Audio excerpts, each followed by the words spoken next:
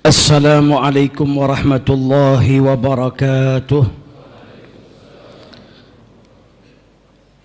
Allahu akbar, Allahu akbar, Allahu akbar. Allahu akbar, Allahu akbar, Allahu akbar. Allahu akbar, Allahu akbar. Allahu akbar kabira. Walhamdulillahi katsira. Wa subhanallahi bukratan wa asila. Alhamdulillahil azim jalaluh, al-kathiri nawaluh, al-mabsuti fil wujudi karamuhu wa ifdaluh. Hamdan yastamirru takraruhu fi kulli hin, wa tantashiru barakatuhu fil ayyami wasyuhuri wassinin. وتجدد به في أيام جمعنا وأعيادنا غوامر إسعادنا وإمدادنا وأشهد أن لا إله إلا الله وحده لا شريك له شهادة معلنة بها اللسان ومصدقة بها الأركان والجنان وأشهد أن سيدنا محمدًا عبده ورسوله وأمين وحيه الذي تعين على الأمة تصديقه وقبوله. اللهم صل وسلم على سيدنا محمد ما تنفس صبح المسرة عن وجه سعيد في كل جمعة وعيد وعلى آله وصحبه السالكين سبيله في كل وصف حميد وفعل سديد. أما بعد عباد الله، أوصيكم ونفسي بتقوى الله الكلمة الجامعة والتذكرة النافعة التي تضمنت قواعد الدين وأوقفت أربابها من السعادة الكبرى على حق اليقين، ألا وهي الامتثال لما به الله أمر والانتهاء عما عنه نهى وزجر. وقد افترض الله عليكم في هذا العيد زكاة الفطر ووعدكم عليها جزيل الأجر، فبادروا بأداها واستثمروا حالي جناها، وهي صاع من غالب قوت البلد واجبة على كل والد وما ولد. وقد قيل إن قبول شهر رمضان معلق بأداها. Hadirin yang dimuliakan oleh Allah Subhanahu wa taala, di hari yang lalu kita diperintahkan oleh Allah Subhanahu wa taala untuk berpuasa, dan di hari ini kita dilarang oleh Allah Subhanahu wa taala untuk berpuasa. Hari ini kita disunnahkan untuk memakai wewangian, untuk berhias, memakai pakaian yang bagus, serta menampakkan kebahagiaan kita di hari kemenangan. Namun yang perlu kita tanyakan kepada diri kita sendiri adalah apakah kita tergolong sebagai orang-orang yang menang? Apakah Ramadan menjadikan kita semakin bertakwa kepada Allah Subhanahu wa taala? Yang perlu kita tanyakan kepada diri kita sendiri, apakah Ramadan menjadikan kita semakin taat kepada Allah Subhanahu wa taala? Apakah Ramadan menjadikan kita mampu mengendalikan hawa nafsu kita sehingga kita memiliki rasa takut yang menjauhkan kita dari perbuatan-perbuatan yang diharamkan oleh Allah Subhanahu wa taala? Di dalam Al-Futuhat Al-Aliyah disebutkan laisal id liman labisal jadid, bukanlah hari raya untuk seseorang yang hanya memakai pakaian yang baru. Innamal id liman ta'atuhu lillahi tazid, akan tetapi hari raya adalah untuk mereka yang ketaatannya kepada Allah Subhanahu wa taala bertambah.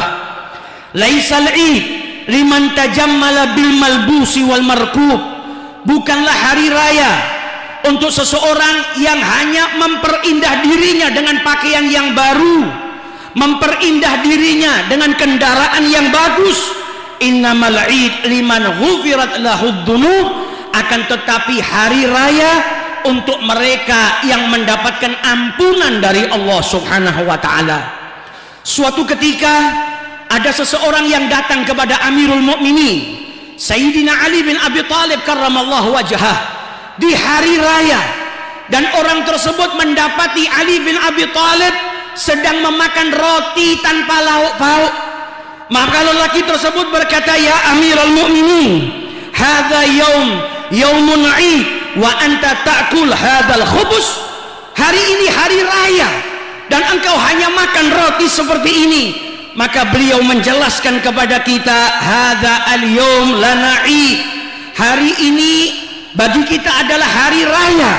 Wa ghadan lana 'id, dan esok bagi kita juga hari raya. Wa kullu yaumin la na'sillah, dan setiap hari di mana kita tidak bermaksiat kepada Allah Subhanahu wa taala, maka itu adalah hari raya bagi kita. Beliau menjelaskan kepada kita makna hari raya, di mana hari raya adalah seseorang yang semakin taat kepada Allah. Hari raya adalah bagi mereka yang berhasil menundukkan hawa nafsunya, tidak bermaksiat dan tidak melakukan perkara-perkara yang diharamkan oleh Allah Subhanahu wa taala. Hadirin yang dimuliakan oleh Allah Subhanahu wa taala, kita baru saja keluar dari suatu madrasah yang bernama Ramadan. Ramadan adalah madrasah yang banyak memberikan pelajaran bagi kita. Di bulan Ramadan, setiap malam kita diperintahkan untuk niat berpuasa, di mana pelajaran penting daripada niat tersebut agar kita tidak melakukan suatu amal perbuatan kecuali dengan niat yang saleh. Bahkan perkara mubah yang bukan daripada bagian ibadah, jikalau kita niatkan untuk bertagarrub kepada Allah Subhanahu wa taala, akan mendatangkan pahala daripada Allah Subhanahu wa taala. Ramadan mendidik kita menjadi manusia yang lebih bertakwa kepada Allah, di mana Allah memerintahkan kita berpuasa, la'allakum tattaqun. Sayyidina Ali ketika ditanya apa itu takwa, beliau menjelaskan al-khaufu minal jalil. Orang yang bertakwa itu yang memiliki rasa takut kepada Allah, rasa takut yang menjadikan kita menjauhi perbuatan dosa, rasa takut yang menjadikan kita menggagalkan perbuatan-perbuatan yang diharamkan oleh Allah. Waliman khafa maqama rabbih, orang yang takut kelak akan dihadapkan di hadapan Allah. Wa nahan nafsa anil hawa, dan takutnya itu menjadikan dirinya tidak mengikuti hawa nafsunya, maka Allah akan memberikan kepada orang tersebut fa innal jannata hiyal ma'wa, tempatnya yang dituju adalah surganya Allah Subhanahu wa taala. Wal amalu bitanzil, bertakwa juga mengamalkan apa yang diturunkan oleh Allah, apa yang diperintahkan oleh Allah kita kerjakan, dan apa yang dilarang oleh Allah kita jauhi. War ridha bil qalil, merasa cukup ridha dengan pemberian Allah walaupun itu sedikit. Wal isti'dad li yaumir rahil, dan kita memiliki persiapan untuk keluar dari dunia ini untuk menuju ke alam yang kekal, ke akhiratnya Allah Subhanahu wa taala. Ramadan juga mendidik kita untuk lebih taat kepada Allah Subhanahu wa taala. Ramadan mendidik kita untuk ikhlas dalam beramal. Ketika kita berpuasa, kita rela meninggalkan makan dan minum, meninggalkan sesuatu yang kita sukai. Demi siapa? Demi Allah. Di bulan suci Ramadan kita sedang membuktikan kecintaan kita kepada Allah, rela berkorban untuk Allah, meninggalkan makan dan minum untuk Allah. Oleh karena itu pahala yang Allah berikan kepada orang yang berpuasa sangatlah besar. Sebagaimana difirmankan oleh Allah di dalam hadis qudsinya, illas siyam, ketika Allah menjelaskan setiap amal ibnu Adam itu akan kembali untuknya terkecuali puasa. Fa innahu li, itu untukku, wa ana ajzi bihi, dan Allah yang akan mengganti, yang memberikan imbalan kepada orang-orang yang berpuasa di jalan Allah Subhanahu wa taala. Ramadan adalah madrasah yang mendidik kita untuk lebih bersabar. sabar dalam taat kepada Allah, rela tidak makan dan minum, dan tidak melakukan perbuatan-perbuatan yang membatalkan puasa mulai dari terbitnya fajar hingga terbenamnya matahari. Sabar dalam meninggalkan hal-hal yang diharamkan oleh Allah.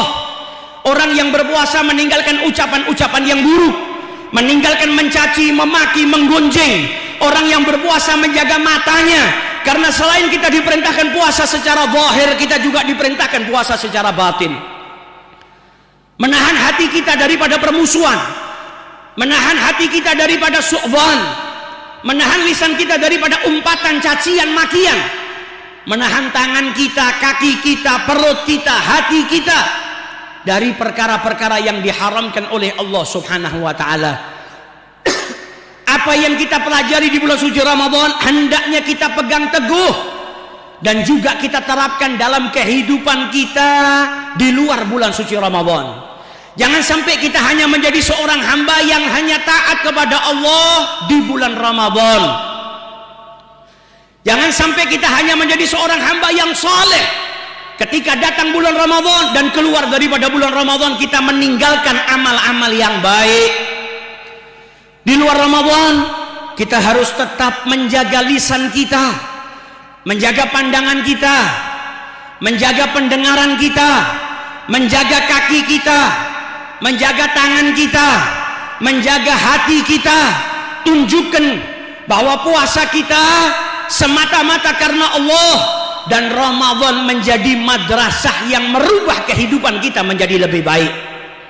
Apa yang kita lakukan di bulan suci Ramadan hendaknya kita istiqomahkan di bulan-bulan berikutnya, agar kita senantiasa menjadi hamba yang taat kepada Allah Subhanahu wa ta'ala, agar kita menjadi seorang hamba yang terus diangkat derajatnya oleh Allah Subhanahu wa ta'ala. Berapa banyak orang yang di luar bulan suci Ramadan dia jarang masuk ke masjid. Berapa banyak orang di luar bulan suci Ramadan jarang menunaikan ibadah sholat berjamaah di masjid. Namun di bulan suci Ramadan ia diberikan taufik oleh Allah, kemauan melaksanakan sholat 5 waktu berjamaah di masjid. Maka yang seperti ini harusnya kita pertahankan, karena di Ramadan orang yang bersolat jamaah mendapatkan 27 kali lipat derajat yang lebih mulia daripada sholat sendiri. Begitu juga di luar bulan suci Ramadan. Mereka para kekasih Allah yang memiliki derajat yang tinggi adalah orang-orang yang senantiasa berusaha melaksanakan sholat berjamaah di masjid. Bahkan musibah bagi mereka jikalau kehilangan sholat berjamaah. Sebagaimana diriwayatkan oleh Abdullah ibnu Mas'ud, beliau melihat orang yang tidak mampu berjalan datang ke masjid, wa huwa yuhadi bainar rajulain, jalan sambil bersandar kepada 2 orang, karena lemahnya badannya tidak mampu berjalan tapi tetap melaksanakan sholat berjamaah di masjid. Kenapa? Karena mengetahui keutamaannya sholat berjamaah, raghbatan fi tahsili thawabiha, dan memiliki keinginan yang besar untuk mendapatkan pahala yang dijanjikan oleh Allah Subhanahu wa ta'ala. Bahkan tak sedikit dari mereka yang menangis dan menyesali jikalau sampai mereka tidak bisa melaksanakan sholat secara berjamaah. Di dalam kitab Tanbihul Ghafilin diriwayatkan Sayyidina Al-Hatim Al-Asam, suatu hari beliau pernah tertinggal sholat secara berjamaah 1 kali. Sebagian daripada sahabatnya datang ke rumah beliau bertakziah. Beliau pun menangis dan beliau berkata, andai saja saya memiliki seorang anak yang meninggal dunia, setengah daripada penduduk desa ini akan bertakziah ke tempat saya. Tapi ketika saya kehilangan jamaah, hanya ada segelintir orang, sebagian daripada sahabat saya yang bertakziah kepada saya. Dan beliau berkata, sesungguhnya andai saja saya mendapatkan musibah seluruh anak-anak saya meninggal dunia, maka musibah itu lebih ringan daripada saya daripada kehilangan sholat berjamaah. Begitulah keadaan kekasih Allah.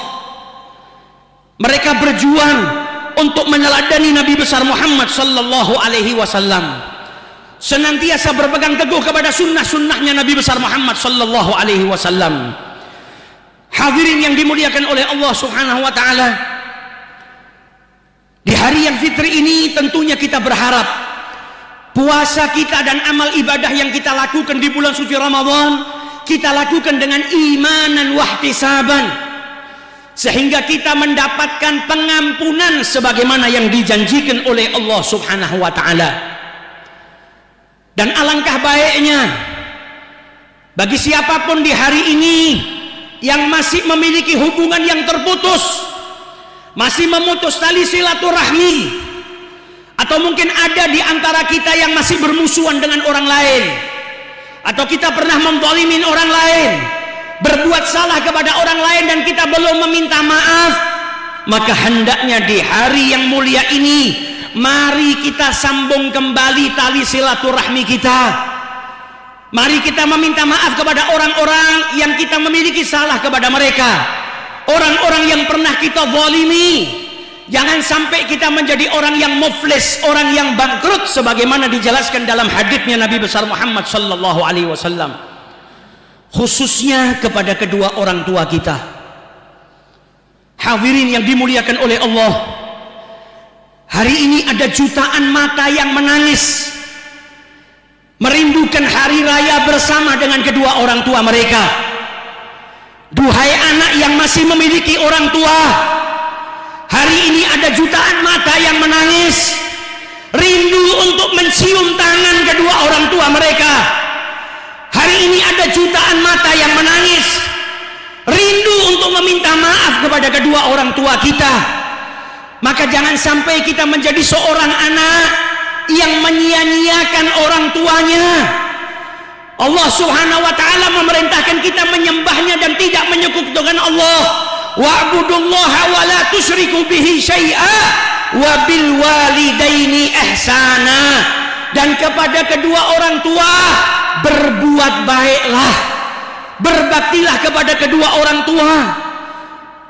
Berbakti kepada kedua orang tua memiliki kedudukan yang besar di sisi Allah. Bahkan seorang anak berbicara kepada kedua orang tuanya saja diatur oleh Allah di dalam Al-Quran. Fala takun lahuma uff, jangan pernah ucapkan kepada orang tuamu. Wala tanharhuma, jangan kau berbuat buruk baik dengan ucapan atau perbuatan kepada kedua orang tuamu. Jangan angkat suaramu, jangan bentak orang tuamu, jangan kasari kedua orang tuamu. Wa qul lahuma qaulan karima, dan Allah perintahkan agar kita berbicara kepada kedua orang tua dengan lemah lembut, dengan penuh kesopanan. Lihat bagaimana kedudukan orang tua di dalam agama. Kita diperintahkan untuk berbuat baik. Berbakti kepada kedua orang tua adalah amal yang paling dicintai oleh Allah. Sayyidina Abdullah ibnu Aun radhiyallahu ta'ala anhu, suatu hari beliau pernah dipanggil oleh ibunya, dan beliau menjawab panggilan ibunya dengan raf'is saut, dengan suara yang keras. Tujuannya bukan membentak agar ibunya dengar, tapi ketika dia ingat dengan wala tanharhuma, ia merasa takut karena suaranya lebih tinggi daripada ibunya. Ia merdekakan dua budak di jalan Allah sebagai tebusan atas angkat suaranya di atas suara ibunya. Begitulah keadaan orang-orang yang soleh.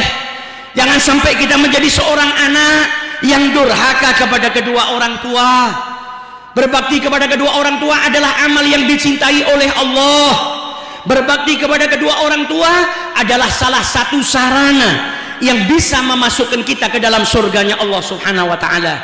Nabi Muhammad dalam haditsnya beliau bersabda, raghima anfu, thumma raghima anfu, thumma raghima anfu. Nabi Muhammad berkata, sungguh hina, sungguh hina, sungguh hina. Para sahabat bertanya, siapa yang hina ya Rasulullah? Maka Nabi pun menjawab, man adraka abawai indal kibar, siapa yang mendapati orang tuanya di masa tuanya, ahaduhuma au kilaihima, salah seorang daripada mereka atau dua-duanya, falam yadkhulil jannah, tapi anak tersebut tidak masuk ke dalam surganya Allah. Yang artinya, jikalau kita merawat kedua orang tua kita sampai mereka tua, kita berbakti kepada mereka, itu merupakan sarana yang menjadikan kita bisa dimasukkan ke dalam surganya Allah Subhanahu wa ta'ala. Seorang anak walaupun ia memberikan seluruh hartanya untuk orang tuanya, berjuang mati-matian untuk orang tuanya, dia belum mampu membalas jasa kedua orang tuanya. Sayyidina Abdullah ibn Umar ketika melihat seorang anak yang menggendong ibunya saat tawaf, beliau bertanya, siapa yang kau gendong? Ibuku, wahai ibnu Umar. Apakah saya telah membalas jasa ibuku? Maka Abdullah ibn Umar berkata, tidak, kau tidak mampu. Bahkan kau tidak mampu membalas satu rasa sakit dari sekian banyak rasa sakit yang dialami oleh ibumu saat melahirkan dirimu. Walakinnaka ahsanta, akan tetapi perbuatanmu ini baik. Dan orang yang baik tentu akan diberikan ganjaran yang besar oleh Allah Subhanahu wa ta'ala. Sayyidina Abdullah ibn Mas'ud, suatu hari ibunya di waktu malam pernah meminta kepada dirinya untuk mengambilkan air. Ibunya haus. Dan dahulu air tidak tersedia di rumah-rumah orang. Dalam keadaan ngantuk, capek, dia keluar dari rumahnya mengambilkan air untuk ibunya. Sampai di hadapan ibunya, ia dapati ibunya sudah terlelap tidur. Ia tidak bangunkan. Ia berdiri membawa tempat air atau gelas air tersebut di hadapan ibunya sampai waktu subuh. Karena apa? Menginginkan berbuat ihsan, berbuat baik kepada orang tuanya. Hari ini kita yang menjadi seorang anak, bagaimana keadaan kita dengan ibu kita? Saat ibu kita mungkin meminta minum atau meminta makan di waktu malam, apakah kita bergegas mengambilkan makan atau membelikan makan untuk orang tua kita? Atau bahkan mungkin kita malah berkata, tunggu sampai esok hari wahai ibu. Ketahuilah ketika kita kecil, kita terkadang membangunkan ibu kita di setengah malam, di sepertiga malam, karena kita kelaparan, kehausan. Ibu kita dalam keadaan capek bangun dan menyusui kita, tidak membiarkan kita lapar, tidak menunggu sampai esok hari. Maka seorang anak sebesar apapun yang ia berikan kepada orang tuanya, dia tidak mampu untuk membalas jasa seluruh orang tuanya. Duhai anak yang terkadang masih membentak orang tuanya, duhai anak yang terkadang bicara dengan orang tua tanpa sopan santun, ingatlah orang tuamu semakin hari usianya semakin berkurang. Orang tuamu bukan berjalan menuju tambahnya umur, tapi berjalan menuju kurangnya umur. Duhai anak yang belum sempat berbakti kepada kedua orang tuanya, ingatlah saat ibumu mengandungmu, ia rela capek susah payah menggendongmu siang dan malam di dalam perutnya. Saat ibumu melahirkanmu, dia mempertaruhkan nyawanya. Saat engkau lahir, ia masih menyusuimu selama 2 tahun lamanya. Saat engkau lahir, ia masih mengeluarkan darah nifas. Masih ada rasa sakit yang tersisa dalam dirinya. Saat dirimu kotor, orang tuamu yang membersihkan dirimu, membersihkan badanmu dan pakaianmu. Ingat bagaimana rasa takut ibumu di saat engkau sedang sakit. Ingat bagaimana ibumu dan ayahmu tidak tidur di waktu malam ketika tubuhmu panas. Ketika engkau sakit, mereka khawatir, mereka bergegas membawamu ke dokter. Mereka bahagia dengan kebahagiaanmu, dan mereka lebih sedih daripada kesedihan yang menimpa dirimu. Lihat betapa besarnya perhatian orang tuamu, bagaimana perjuangan ayahmu siang dan malam mencari nafkah untuk menghidupimu, untuk menyekolahkanmu, untuk memenuhi semua kebutuhanmu. Ingatlah di saat ayahmu marah kepada dirimu dan saat engkau berbuat salah, ayahmu marah, terkadang mengangkat suaranya atau terkadang memukulmu dengan pukulan yang ringan, tapi di dalam hatinya ia menangis, tidak tega dengan pukulan yang ia lakukan kepada dirimu. Namun ia harus berbuat demikian agar engkau lebih beradab menjadi seseorang yang baik di kemudian hari. Mari di hari yang fitri ini kita minta maaf kepada siapapun yang kita pernah berbuat salah, khususnya kepada kedua orang tua kita. Semoga Allah Subhanahu wa ta'ala menerima seluruh amal ibadah kita di bulan suci Ramadan, menjadikan kita anak-anak yang berbakti kepada kedua orang tua, dan dijadikan anak-anak kita pula anak-anak yang berbakti kepada kedua orang tua. Dan semoga tidak keluar dari bulan suci Ramadan kecuali kita tergolong sebagai orang-orang yang diampuni dosa-dosanya oleh Allah Subhanahu wa ta'ala. Amin ya rabbal alamin. Ja'alana Allah wa iyyakum minal a'idin wal faizin wal makbulin ونسأل الله أن يوفقني وإياكم للإخلاص في الأقوال والأعمال ويكتبنا في ديوان من قبله من أهل الكمال ويديم مسراتنا في سبيل مرضاته ويجعل هذه العيد عائدة علينا وعليكم في المزيد. وإن أشرف الكلام وأحسنه وأبين النظام وأتقنه كلام الله القديم الهادي إلى صراط المستقيم، فقد قال في ذلك اللفظ القويم: فإذا قرأت القرآن فاستعذ بالله من الشيطان الرجيم. أعوذ بالله من الشيطان الرجيم. لقد من الله على المؤمنين إذ بعث فيهم رسولا من أنفسهم يتلو عليهم آياته ويزكيهم ويعلمهم الكتاب والحكمة وإن كانوا من قبل لفي ضلال مبين. وفقنا الله وإياكم لحفظ حق هذا الكتاب وأداء ما له من آداب وهدانا للعمل به إلى طريق الصواب. أقول قولي هذا وأستغفر الله العظيم لي ولكم ولوالدينا ولوالديكم وجميع المسلمين فاستغفروه إنه هو الغفور الرحيم. اللهم صل وسلم وزد ودم وأنعم وتفضل وبارك بجلالك وكمالك على زين عبادك وأشرف عبادك سيدنا ومولانا محمد وعلى آله وصحبه وسلم. ورضي الله تبارك وتعالى عن كل الصحابة أجمعين. الله أكبر الله أكبر الله أكبر الله أكبر الله أكبر الله أكبر الله أكبر كبيرا والحمد لله كثيرا وسبحان الله بكرة وأصيلا. الحمد لله العالم بما أصره العبد وأعلنه، الكريم الذي خلق الوجود وأحكم صنعه وأتقنه. وأشهد أن لا إله إلا الله وحده لا شريك له شهادة عبد أقر له بالتوحيد وآياته البينة. وأشهد أن سيدنا محمدا عبده ورسوله جامع المحاسن فما أحسنه.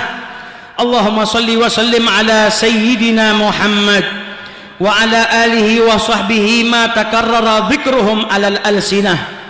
أما بعد، يا معشر الإخوان الحاضرين في هذا الزمان والمكان، أوصيكم ونفسي بتقوى الله الجامع لما فيه سعادة المرء في الدنيا وأخراه، وهي امتثال أوامره واجتناب زواجره.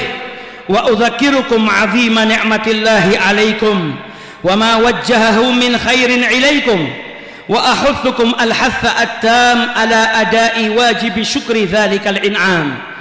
فاشكروا الله على ما خولكم من إفضاله وأمدكم به من جوده ونواله. وقد قدمت عليكم عيد ويوم سعيد أعادها الله عليكم محض منة وإفضال، تطول بها عليكم ذو العزة والجلال، فاستقبلوها بنيات صالحة وهمم عالية راغبة في المتاجر الرابحة. وقد دعاكم الحق في كتابه إلى ما يوجب لكم شريف ثوابه من الصلاة والتسليم على نبيه ورسوله الرئيف الرحيم، بعد أن أخبرنا أنه يصلي هو وملائكته عليه، فقال: إن الله وملائكته يصلون على النبي يا أيها الذين آمنوا صلوا عليه وسلموا تسليما. فأجيبوا عباد الله داعي مولاكم إلى ما دعاكم إليه، وصلوا وسلموا على من توجب له الصلاة الفوز والزلفى لديه، أشرف المرسلين وأفضل عباد الله أجمعين، سيدنا رسول الله محمد بن عبد الله الصادق الأمين.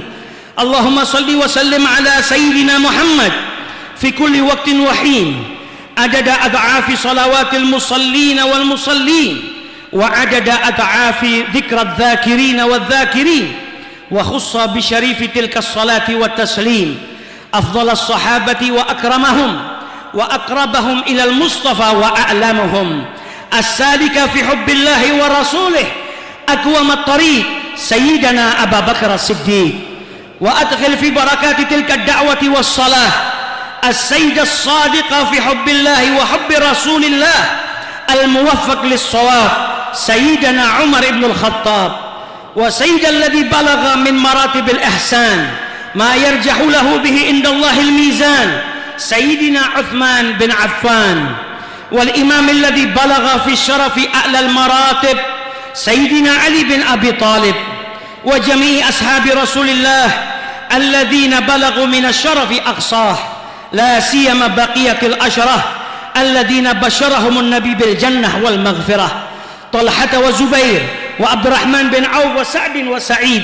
وعامر بن الجراح وجميع من شملته دائرة الفلاح والصلاح والسيدين الكريمين سيدنا الحسن وسيدنا الحسين وأمهما الزهراء بنت سيد الكونين وجميع أزواج رسول الله وعطرته والثابتين على حبه ومودته لا سيما سيدنا حمزة والعباس ومن أقرب أحبهم من خيار الناس اللهم ارزقنا حبهم ويسر لنا قربهم وجعلنا بهديهم مهتدين وبهم في جميع أحوالنا مقتدين يا رب العالمين اللهم اغفر للمؤمنين والمؤمنات والمسلمين والمسلمات ووفقنا أجمعين للأعمال الصالحات والنيات الصالحات برحمتك يا أرحم الراحمين اللهم يا من إليه ترفع الحاجات وبرعايته تدفع المهمات وبعنايته تسد الفاقات وقفنا على أعتاب فضلك طامعين ورددنا إلى أبواب فضلك راغبين حملنا إليك حسن الرجاء فيك وجمعنا عليك صدق الالتجاء إليك وقد دعوناك بألسن ناطقة ورجوناك بأفئدة من الخوف منك خافقة نؤمل منك تحقيق ما رجوناه وعفو ما جنيناه وقبول ما عملناه وإجابة ما دعوناه وقد برزنا في مصلى العيد طامعين في المزيد ورجاؤنا فيك أن تعيد علينا هذه الأعياد في صحة كاملة وازدياد في الأرواح والأجساد سنين بعد سنين وأعواما بعد الأعوام في جميع البر والإنعام تتنعم به الأرواح والأجسام يا أرحم الراحمين وارزقنا الاعتمار بقولك الجامع المكنون إن الله يأمر بالعدل والإحسان وإيتاء ذي القربى وينهى عن الفحشاء والمنكر والبغي يعظكم لعلكم تذكرون اذكروا الله العظيم يذكركم واشكروا نعمه يزدكم ولذكر الله أكبر. الفاتحة.